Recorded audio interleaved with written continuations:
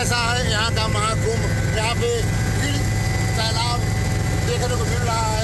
हर कोई एक डुबकी लगाना चाह रहा है, हर कोई एक बूंद अमृत पान करना चाह रहा है कि यहाँ पे कुंभ का जो अमृत गिरा है उसको हमको जरूर मिलेगा। जो आता है उसी मनसा से आता है और उसकी गंगा मैया यहाँ पे प्रयागराज उसकी मनोकामना पूर्ण करते हैं।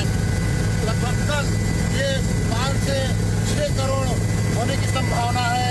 आप देख सकते हैं ये रहा आपका संगम क्षेत्र, इस तरफ से गंगा आ रही है, ये यमुना, ये न्यूज पॉइंट आप देख सकते हैं। न्यूज पॉइंट पे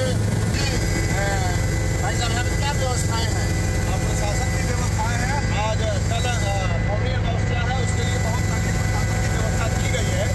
तो सारे पैटर्न बीच को बंद कर दिया गया है। बाहर से वाहनों का प्रवेश बिल्कुल पूरी तरह से बंद कर दिया गया है, जिससे श्रद्धालु पैदल आकर के और बिना निर्विवाद रूप से संगम में स्नान कर सकते हैं। आज कितने लोग यहाँ पे स्नान कर रहे हैं?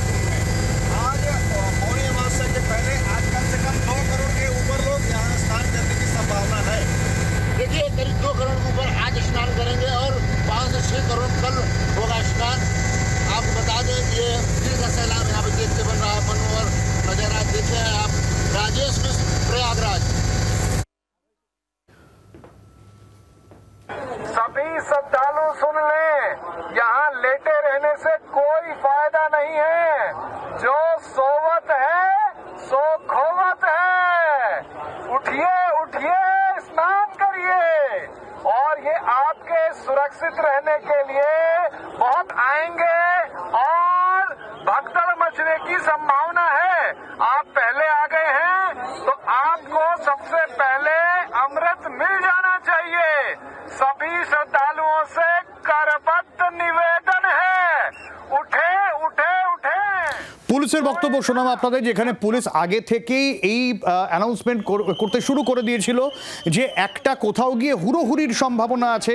সেখানে প্রচুর মানুষ ঘুমিয়েছিলেন এবং সেই জায়গা দাঁড়িয়ে যখন পরের ভিড়কে যখন ছেড়ে দেওয়া হবে এই সময় একটা হুড়োহুড়ির সম্ভাবনা আছে, এটা পুলিশের তরফ থেকে শুরু থেকেই অ্যানাউন্স করা হয়েছিল, ঘোষণা করা হয়েছিল। সেই ছবি আপনাদের দেখালাম, কিন্তু তারপরে যে ছবি আপনাদের দেখাবো সেই হুড়োহুড়িতে এবং একজন আহত বা মৃত আমরা এখনো পর্যন্ত বুঝতে পারি না। যে ছবি আমাদের দেখাচ্ছি স্ট্রেচারে করে নিয়ে আসা হচ্ছে এবং এই বিপুল ভিড়ের মধ্যে অনেকেই কিন্তু অ্যাম্বুলেন্স করে নিয়ে যাওয়া হয়েছে। ফলে মৃত বা আহত এই সংখ্যাটা কত এখনো পর্যন্ত কিন্তু আমরা জানি না এবং এই নিয়ে বিভ্রান্তি ছড়াচ্ছে যে এখনো পর্যন্ত প্রশাসনের তরফে কেন নিশ্চিতভাবে কিছু বলা হচ্ছে না, সেই প্রশ্ন তুলছেন। একই প্রশ্ন তুলছেন বিরোধীরা। তাহলে কোথাও গিয়ে একটা বিভ্রান্তি, যেখানে প্রচুর মানুষের বক্তব্য সামনে আসছে যে তাদের নিকটাত্মীয়দের তারা খুঁজে পাচ্ছেন না এবং তারপর একের পর এক এই ছবি সামনে আসছে।